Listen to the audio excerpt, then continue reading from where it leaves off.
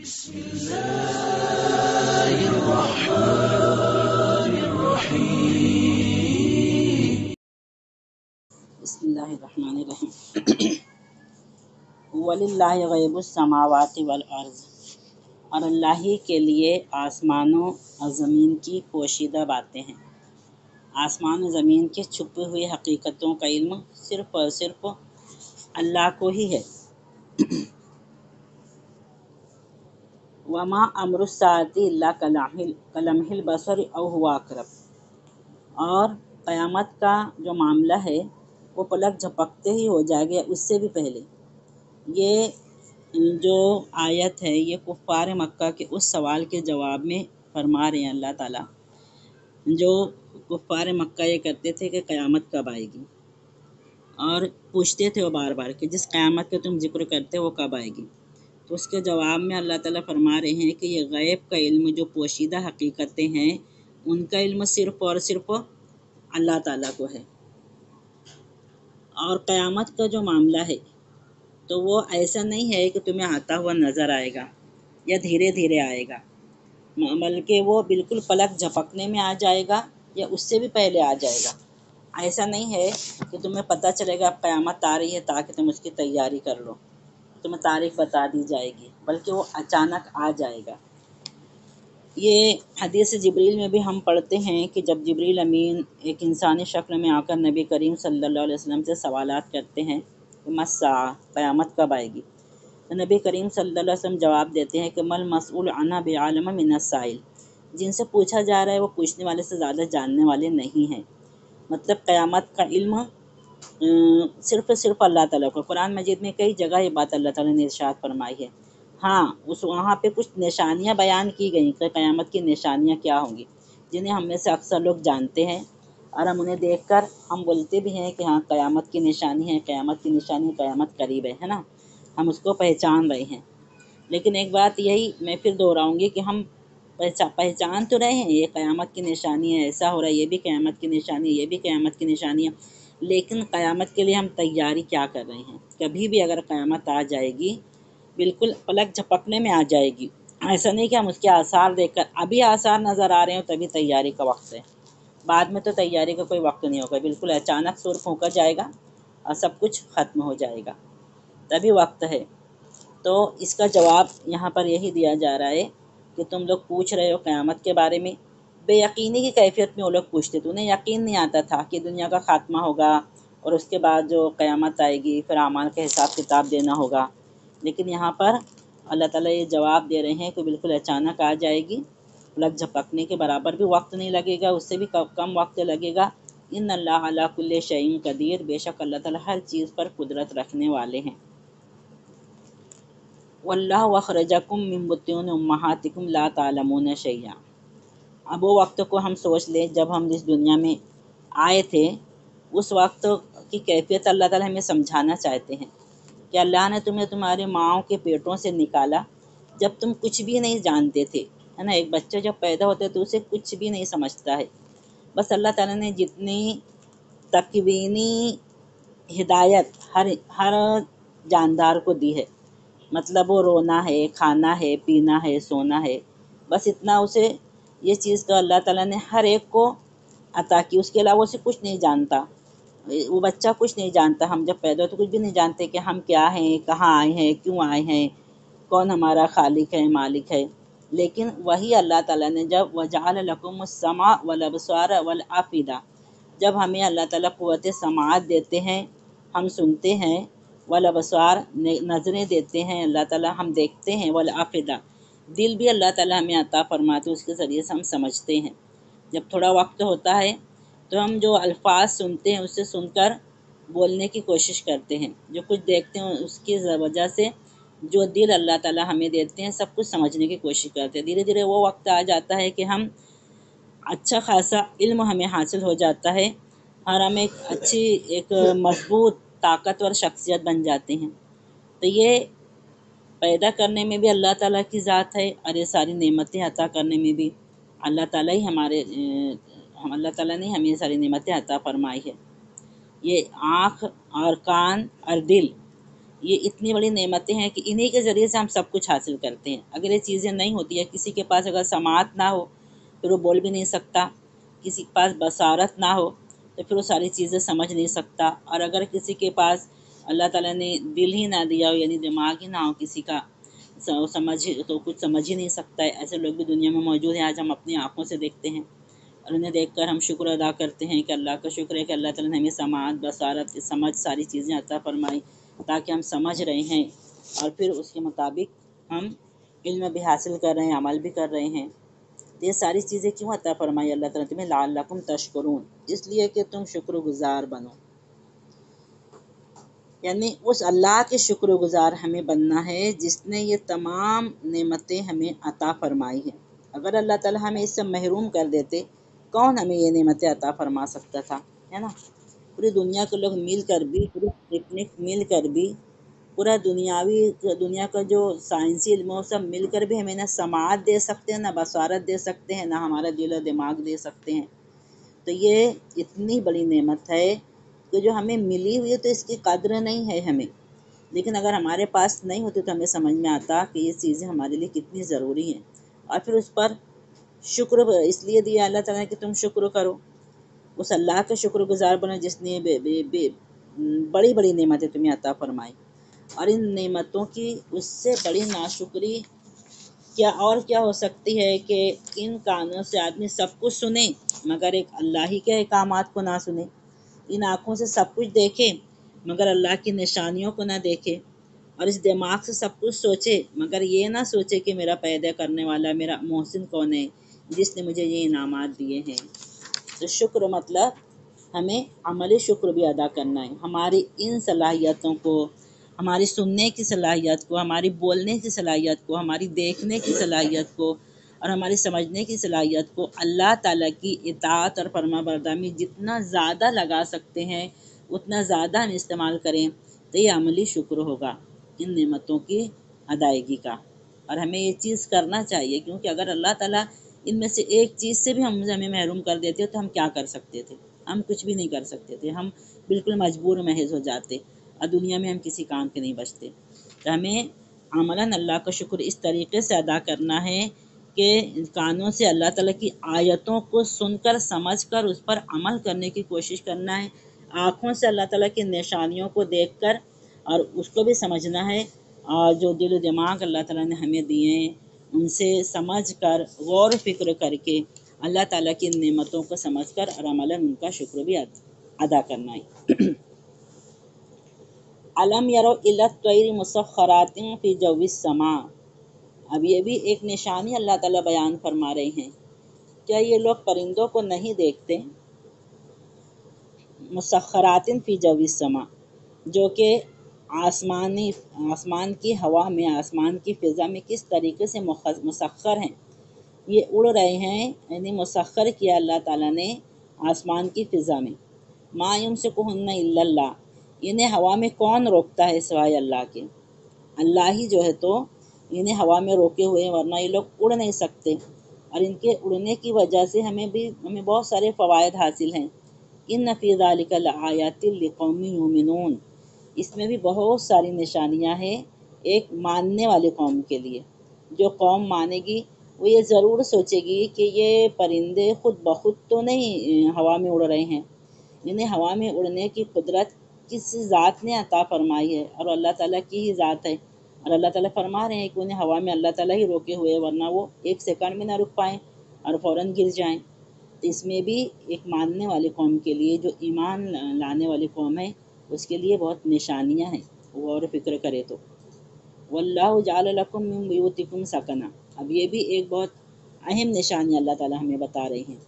وہ اللہ ہی ہے جس نے تمہارے لیے تمہارے گھروں کو رہنے کے لائق بنائے، جائے سکون بنائے، سکون کی جگہ بنائی، ہے نا؟ انسان کے لیے اللہ تعالیٰ نے یہ نعمتیں بنائی ہیں، اور دوسرے لوگوں کے لیے یہ نعمتیں ہیں۔ جانوروں کے لیے گھر ہم یعنی لوگ بناتے ہیں، اللہ تعالیٰ نے ان کے لیے باقاعدہ گھر نہیں بنائے ہیں، لیکن انسانوں کے لیے اللہ تعالیٰ نے باقاعدہ گھر بنائے ہیں۔ تو اللہ ہی ہے جس نے تمہارے لیے تمہارے گھروں کو سکون کی جگہ بنائی، تمہارے سکون کی جگہ بنائی اللہ تعالیٰ نے، اور اس نے تمہارے لیے جانوروں کے جلدوں سے، جانوروں کے چمڑوں سے گھر بنائے، تستخفونہا، تم انہیں ہلکا سمجھتے ہو، یوم اذانکم و یوم اقامتکم، تمہارے سفر کے دن میں بھی اور تمہارے قیام کے دن میں بھی۔ یہ نشانیاں اللہ تعالیٰ ہمیں بتا رہے ہیں۔ پہلے تو اللہ تعالیٰ ہمارے لیے گھر بنائے ہیں جہاں ہم مقیم رہتے ہیں، اور جس وقت یہ آیتیں نازل ہو رہی تھی اس وقت بھی اراضی بہت سارے لوگ یہ چمڑوں کے خیموں سے فائدہ اٹھاتے ہیں، اور اس وقت بہت زیادہ اس کا استعمال ہوتا تھا۔ جانوروں کے چمڑوں سے بھی گھر بنائے تمہارے لیے، جتنے تم بالکل ہلکا پاتے ہو، چاہے تم سفر میں ہو چاہے تم حضر میں ہو۔ چمڑے کے خیمے، ان کا رواج عرب میں بہت زیادہ تھا،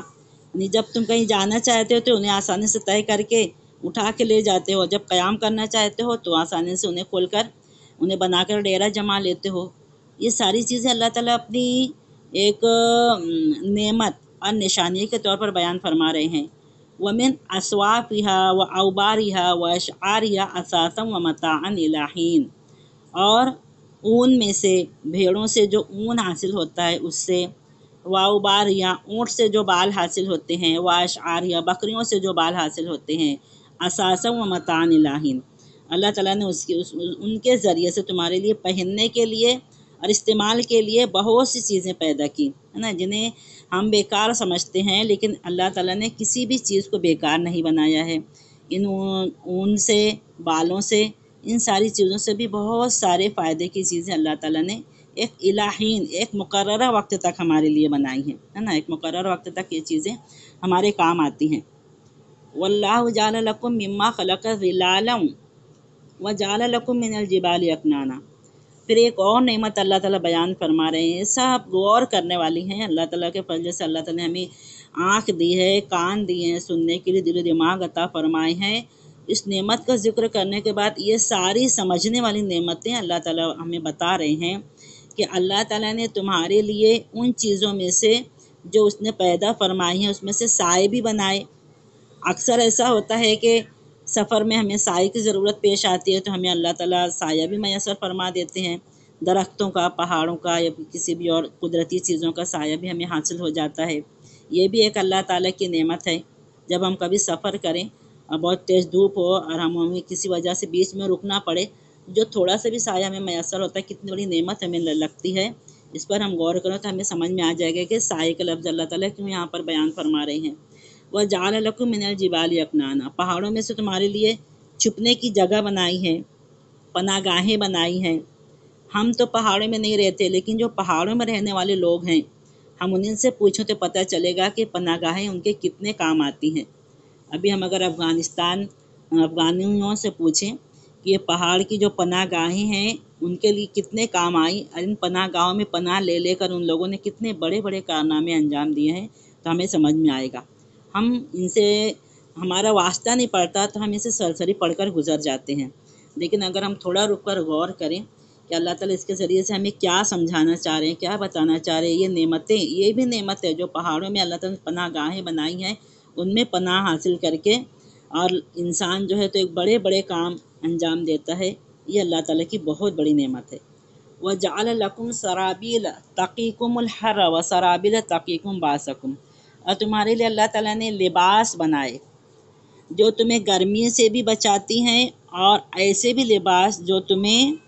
جنگ میں تمہاری حفاظت فرماتی ہیں، کرتی ہیں۔ یہاں پر ہر ان کا لفظ لایا گیا، برد ان کا لفظ نہیں لایا گیا، سردی کا ذکر نہیں لایا گیا۔ مطلب بتانا یہ اللہ تعالیٰ اللہ تعالیٰ کا انداز بیان بہت لطیف ہے۔ اللہ تعالیٰ ایک مجمل طریقے سے، شارٹ انداز میں اللہ تعالیٰ نے قرآن مجید کو بیان فرمایا، ورنہ اگر اس کی تفسیر اللہ تعالیٰ بیان کرتے ہو تو ایسی کئی جلدیں ہو جاتی۔ تو یہاں پر اللہ تعالیٰ نے گرمی کے لباس کا ذکر اس لیے فرمایا ہے، سردی سے بچنے کا ذکر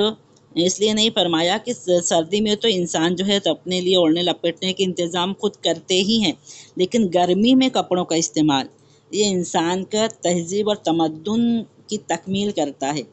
اگر گرمی میں، گرم ممالک میں رہنے والے کپڑوں کا صحیح استعمال کرتے ہیں تو پھر اس وقت یہ اللہ کی ایک بہت بڑی نعمت کے طور پر اسے اللہ تعالیٰ بیان فرما رہے ہیں۔ تو جن علاقوں میں بہت گرم ہوا چلتی ہے وہاں پر سردی کے لباس سے بھی بڑھ کر گرمی کا لباس بہت زیادہ اہمیت رکھتے ہیں۔ تو ایسے ممالک میں اگر انسان سر، گردن، کان اور پورا جسم اچھی طرح سے ڈھانک کر نہ نکلے تو گرم ہوا اسے جھلس کر رکھ دیتی ہے۔ تو اللہ تعالیٰ نے گرمی کا ذکر فرمایا ہے کہ تمہارے لیے ایسے لباس بنائے جو گرمی سے تمہاری حفاظت کرتے ہیں، اور ایسے لباس بھی بنائے جو جنگ میں تمہارے کام آتے ہیں۔ لوہے کے بھی زرہ بختر بھی اللہ تعالیٰ نے تمہارے لیے بنائے ہیں، پیدا کیے ہیں، جو جنگ میں تمہارے کام آتے ہیں۔ کذالک یتم نعمتہ علیکم لعلکم تسلمون، ایسے ہی اللہ تعالیٰ اپنی نعمتیں پوری کی پوری بیان فرماتے ہیں تم پر تاکہ تم اللہ تعالیٰ کی اطاعت اور فرما بردار بنو۔ اللہ تعالیٰ کے فرما بردار، یہ ساری چیزیں سن کر، یہ ساری نعمتیں سن کر، ساری نعمتیں پڑھ کر، غور و فکر کر کے، سمجھ کے اور اسے اپنے ذہن میں لا کر تم اللہ تعالیٰ کے فرما بردار بن جاؤ ہر معاملے میں۔ ان اللہ تعالیٰ کی نعمتوں کو دیکھ کر اللہ تعالیٰ کی فرما برداری، اللہ تعالیٰ کی فرما برداری تم ادا کرو۔ اللہ تعالیٰ احسان کے طور پر یہ چیزیں نہیں بتا رہے ہیں، بلکہ اس لیے کہ ہم یہ سب چیزیں پڑھنے اور سننے سمجھنے کے بعد پھر اللہ تعالیٰ کی اطاعت اور فرما برداری میں اپنے آپ کو جھکا دیں۔ اب یہ ساری نعمتیں بیان کرنے کے بعد اب اللہ تعالیٰ پھر نبی کریم صلی اللہ علیہ وسلم کو مخاطب کر کے فرما رہے ہیں فَإِن تَوَلَّوْا فَإِنَّمَا عَلَيْكَ الْبَلَاغُ الْمُبِينُ، اے نبی صلی اللہ علیہ وسلم اتنی ساری نشانیاں دیکھنے کے بعد بھی اگر یہ لوگ منہ موڑ لیتے ہیں تو پھر آپ کے اوپر تو صرف پیغام حق کو صاف صاف پہنچا دینا ہے۔ بلاغ المبین، صحیح پیغام جو ہے اس کے آپ کو صرف پہنچا دینا ہے۔ یعرفون نعمت اللہ ثم ینکرونہا، یہ لوگ اللہ کی نعمت کو پہچان لیتے ہیں اس کے بعد اس کا انکار کرتے ہیں۔ وَأَكْثَرُهُمُ الْكَافِرُونَ، ان میں سے اکثر کافر ہیں۔ اللہ کی نعمت کو پہچان کر اس کے بعد انکار کرنے کا مطلب وہی ہے جو پیچھے ہم پڑھ چکے ہیں کہ ان میں سے کوئی بھی یہ نہیں کہتا تھا کہ زمین آسمان کو یا انہیں خود کو پیدا کرنے والا اللہ کے سوا کوئی اور ذات ہے۔ اللہ تعالیٰ کو یہ لوگ خالق اور مالک سب کچھ مانتے تھے، اللہ کی نعمت کو پہچان لیے پہلے، پھر اس کا انکار کیسے کیے؟ اس کے ساتھ شرکا بنا کے،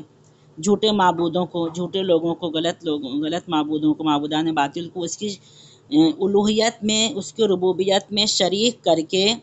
تو اس کا انکار کر دیا ان لوگوں نے۔ وَأَكْثَرُهُمُ الْكَافِرُونَ، ان میں سے اکثر جو ہیں تو احسان فراموش ہیں، یعنی اللہ تعالیٰ نے اتنے زیادہ احسانات کیے ہیں۔ پورے 2 رکوع میں ہم ان کا ذکر پڑھے ہیں۔ پہلے رکوع میں تو پورا اللہ تعالیٰ نے توحید کے دلائل دیے ہیں، دوسرے رکوع میں اور اس سے پہلے بھی بہت، یہ پورے سورے میں بھی ہم نے اتنی ساری نعمتیں اللہ تعالیٰ کی پڑھی ہیں۔ تو کفار مکہ بھی اس بات کو مانتے تھے، اس کو انکار نہیں کرتے تھے کہ سارے احسانات اللہ نے ان پر کیے ہیں، لیکن بس صرف ان کا عقیدہ، یہ غلط عقیدہ اس میں شامل ہو جاتا تھا کہ اللہ نے یہ احسانات ان کے بزرگوں اور دیوتاؤں کی مداخلت سے کیے ہیں، نعوذ باللہ ثم نعوذ باللہ۔ اسی بنا پر وہ لوگ اللہ ان احسانات کا شکریہ ادا کرنے کے ساتھ ساتھ بلکہ کچھ اللہ سے بھی بڑھ کر انہی ہستیوں کا شکریہ ادا کرتے تھے۔ تو اسی حرکت کو اللہ تعالیٰ نے انکار نعمت اور احسان فراموشی اور کفران نعمت سے تعبیر کی ہے۔ جب وہ لوگ یہ جانتے ہیں، یعرفون نعمت اللہ کی نعمت کو جب وہ جان لیتے ہیں کہ ہر چیز کو بنانے والی ذات اللہ تعالیٰ کی ہے، ہر چیز ہمیں عطا فرمانے والی ہستی صرف اور صرف اللہ تعالیٰ کی ہے، سب چیز جو ہمیں عطا فرماتے ہیں صرف اللہ تعالیٰ، پھر اس کے بعد ان شرکا کو اللہ کی الوہیت میں کیوں شریک کرتے ہیں؟ ثم ینکرونہا، انکار کر دیا نا۔ ایک طرف تو مان رہے ہیں کہ اللہ ہی سب کچھ عطا فرما رہے ہیں، اور دوسری طرف اپنے عمل سے دوسرے لوگوں کا بھی شکریہ ادا کر کے گویا انہوں نے اس نعمت کا انکار کر دیے اور ناشکری کر لی، ان لوگوں نے کفران نعمت کر لیا۔ اکثرهم الکافرون، اکثر ان میں سے کافر ہیں۔ تو اللہ تعالیٰ سے دعا ہے کہ میں اللہ تعالیٰ کی ان تمام نعمتوں کو صحیح طریقے سے پہچان کر اور اس کے ذریعے سے اللہ تعالیٰ کا زبانی بھی عملی بھی شکر ادا کرنے کی ہمیں توفیق عطا فرمائے، اور جو کافرین مشرکین جن کفر اور شرک میں مبتلا تھے، اللہ تعالیٰ کو ماننے کے ساتھ ساتھ اور دوسرے لوگوں کو جو اللہ کے خدائی میں شریک کر لیتے تھے، ان سے ہمیں حتی الامکان بچا توحید خالص کو ماننے، اس پر عمل کرنے کی توفیق عطا فرمائے۔ وآخر دعوانا ان الحمد للہ رب العالمین۔